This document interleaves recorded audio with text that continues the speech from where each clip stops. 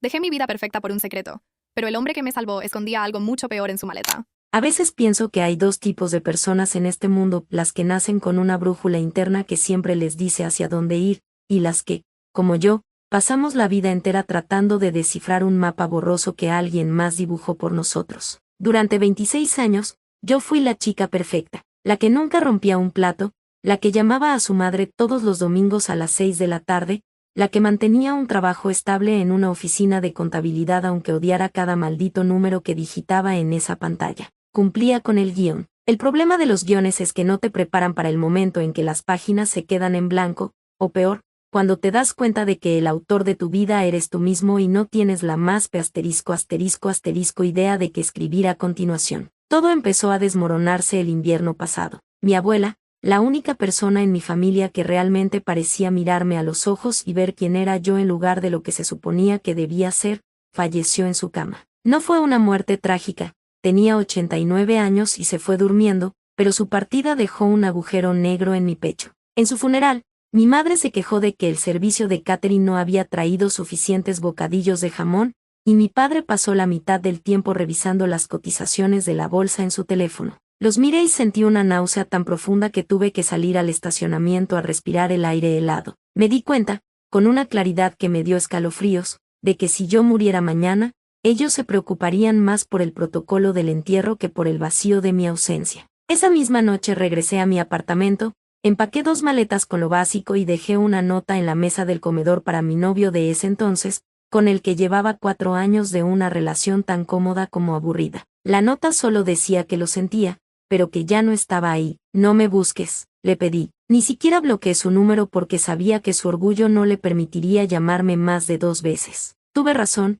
llamó una vez, no respondí, y eso fue todo. 4 años reducidos a un tono de llamada perdido. Me mudé a una ciudad portuaria a unas 4 horas de mi hogar. Un lugar gris, donde el olor a sal y a óxido parece meterse debajo de las uñas y donde la gente camina rápido, con la cabeza baja para protegerse del viento del norte. Conseguí un empleo en una librería de viejo que también vendía discos de vinilo rayados y mapas náuticos falsificados. El dueño era un anciano huraño llamado Tomás que solo me hablaba para decirme que estantas necesitaban limpieza, lo cual me venía de maravilla. No quería hablar. Quería desaparecer en el anonimato de una ciudad que no me conocía, donde nadie esperaba nada de mí. Pasaba los días ordenando novelas de misterio baratas y las noches tomando whisky barato en un bar cerca del muelle, viendo cómo las luces de los barcos de carga se encendían y apagaban en el horizonte como estrellas moribundas. Pensé que eso era la paz. Pensé que el entumecimiento emocional era lo más cercano a la felicidad que una persona como yo podía aspirar.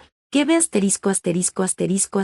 fui? Entonces apareció Mateo. No fue un encuentro romántico de película. Entró a la librería una tarde de lluvia torrencial, empapado hasta los huesos y maldiciendo en voz baja porque su paraguas se había roto en la esquina. Tenía el pelo castaño pegado a la frente y unos ojos oscuros que parecían estar constantemente buscando una pelea o un chiste. No estaba segura de cuál de las dos cosas. Se acercó al mostrador, dejó un charco de agua en el suelo de madera y me preguntó si tenía algún libro sobre ballenas que no fuera Moby Dick porque ya se lo sabía de memoria. Le señalé la sección de ciencias naturales al fondo. Pasó 3 horas allí. Cuando la tienda estaba por cerrar, regresó con un manual de biología marina de los años 80 y una sonrisa que me hizo sentir una incómoda calidez en el estómago, algo que no había sentido en años. Empezó a ir todos los martes y jueves. Al principio pensaba que era un cliente entusiasta, pero pronto me di cuenta de que apenas miraba los libros. Se sentaba en la vieja silla de mimbre cerca de la ventana,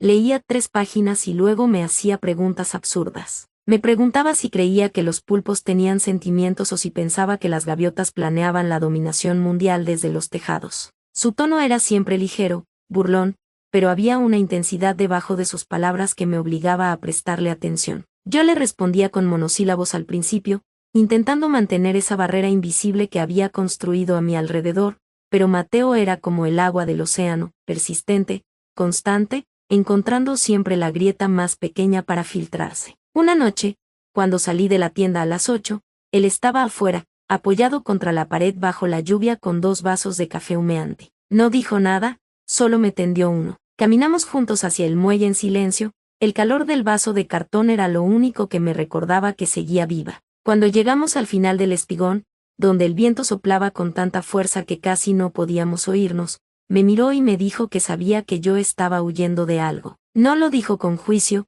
lo dijo con una familiaridad que me asustó. Me dijo que él también había huido toda su vida, hasta que se dio cuenta de que no importa a dónde vayas, siempre te llevas a ti mismo en la maleta. Esa frase me golpeó como un puñetazo en las costillas. Quise enojarme, quise decirle que no me conocía, que se fuera a la M *** con su psicología de bar, pero en lugar de eso, me eché a llorar. Lloré por mi abuela, por la indiferencia de mis padres, por los 4 años desperdiciados en una relación muerta, y por la aterradora certeza de que tenía razón. Mateo no intentó abrazarme ni decirme que todo estaría bien, solo se quedó allí, a mi lado, bloqueando un poco el viento con su cuerpo, dejando que me desarmara por completo. A partir de esa noche, nos volvimos inseparables. Mateo trabajaba en los astilleros, reparando los motores de los barcos de pesca. Tenía las manos llenas de cicatrices y grasa que nunca se quitaba del todo, pero cuando me tocaba, era de una delicadeza que me descolocaba. Vivía en una pequeña casa flotante amarrada en el Canal Viejo,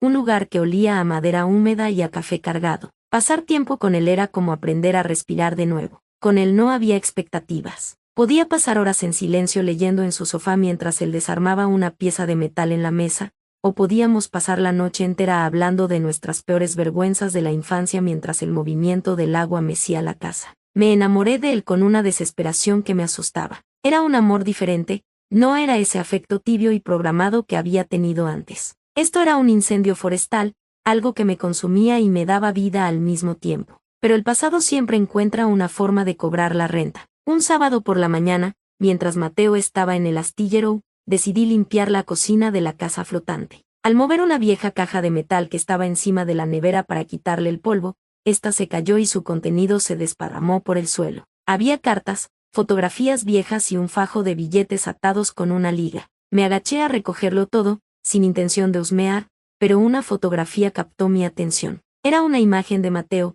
unos años más joven, abrazando a una mujer sonriente que sostenía a un bebé de apenas unos meses. Le di la vuelta a la foto. En la parte de atrás, escrito con una letra temblorosa, decía, para el mejor papá del mundo, te amamos siempre, Elena y Lucas, 2022. El aire se congeló en mis pulmones. Mateo nunca me había mencionado a una esposa ni a un hijo. Me había dicho que no tenía familia, que estaba solo en el mundo al igual que yo. Me quedé allí sentada en el suelo, con la foto entre mis manos temblorosas, sintiendo como el mundo que había construido con él empezaba a agrietarse. Busqué entre las cartas. Eran notificaciones judiciales, demandas por pensión alimenticia impagada y una carta mecanografiada de un abogado que hablaba de una orden de restricción. El Mateo que describían esos papeles no era el hombre tierno que me preparaba café por las mañanas. Era un hombre que había abandonado a su familia, que había huido de sus responsabilidades legales y que estaba siendo buscado por desacato. Escuché los pasos de Mateo en la pasarela de madera afuera. El pánico me dominó. Guardé todo apresuradamente en la caja, dejé la foto en la parte superior y coloqué la caja de nuevo sobre la nevera justo cuando la puerta se abría. Él entró sonriendo, con una bolsa de pan fresco en la mano. Me miró y su sonrisa flaqueó de inmediato. Me preguntó qué me pasaba, si me sentía mal. Le mentí. Le dije que tenía dolor de cabeza y que necesitaba irme a mi apartamento. Él intentó acercarse, poner su mano en mi frente, pero me aparté por puro instinto. Vi la confusión y una chispa de sospecha en sus ojos oscuros, pero no insistió. Me dejó ir. Pasé los siguientes 3 días encerrada en mi habitación, sin ir a trabajar, sin responder a sus llamadas ni a sus mensajes. Mi teléfono vibraba sobre la mesa de noche hasta que la batería se agotaba, y yo solo me quedaba mirándolo, sintiendo una mezcla espantosa de rabia, dolor y una profunda decepción. Me sentía estúpida. Había escapado de una vida de mentiras y apariencias solo para caer de cabeza en los secretos oscuros de otra persona. Quería llamarlo y gritarle, exigirle una explicación, pero tenía miedo. Miedo de que me confirmara que todo lo que habíamos vivido era un fraude, que yo solo era su último refugio de fugitivo. El 4.º día, la necesidad de confrontar la realidad superó a mi miedo. Fui a la casa flotante al anochecer. No llamé antes. Crucé la pasarela de madera que crujía bajo mis botas y llamé a la puerta. Nadie respondió. Empujé la puerta y vi que estaba sin seguro. El interior estaba a oscuras, solo iluminado por el reflejo de las feroúles del muelle sobre el agua. Encendí la luz de la cocina y vi la caja de metal sobre la mesa. Estaba abierta. Al lado de la caja había una nota manuscrita con la caligrafía descuidada de Mateo. La nota decía: sé lo que viste. Moviste la caja del lugar y dejaste la foto al revés. No te culpo por haberte ido, yo también me odiaría si fuera tú. Te mentí porque tenía miedo de que si conocías al verdadero Mateo, al cobarde que no supo ser padre ni esposo, saldrías corriendo. Elena y yo nos destruimos mutuamente, y cuando Lucas nació, me di cuenta de que mi sola presencia los estaba envenenando. No huí para salvarme a mí, huí para salvarlos a ellos de mí, pero contigo fue diferente. Contigo quería ser el hombre que la foto decía que era. Lamento haber usado tu luz para tapar mi propia M asterisco asterisco asterisco asterisco. No me busques, ya entregué los papeles y voy a arreglar las cosas con la justicia. Te amo lo suficiente como para dejar de mancharte la vida. Me dejé caer en la silla de mimbre, con la nota entre las manos, llorando en el silencio de esa casa flotante que de repente se sentía inmensa y vacía. Miré por la ventana hacia el muelle oscuro. Mateo se había ido, esta vez de verdad, dejando atrás el único lugar donde yo había aprendido a ser yo misma. Y en medio de mi dolor, entendí algo terrible y hermoso a la vez. Mateo no era un monstruo, ni tampoco un santo. Era solo un hombre H asterisco asterisco asterisco asterisco, roto y asustado, intentando encontrar su propio camino de regreso a casa, igual que yo. Su mentira me había destrozado, pero su verdad me había liberado. Me di cuenta de que ya no necesitaba huir de mi pasado ni esconderme en una ciudad gris. El mapa seguía estando borroso,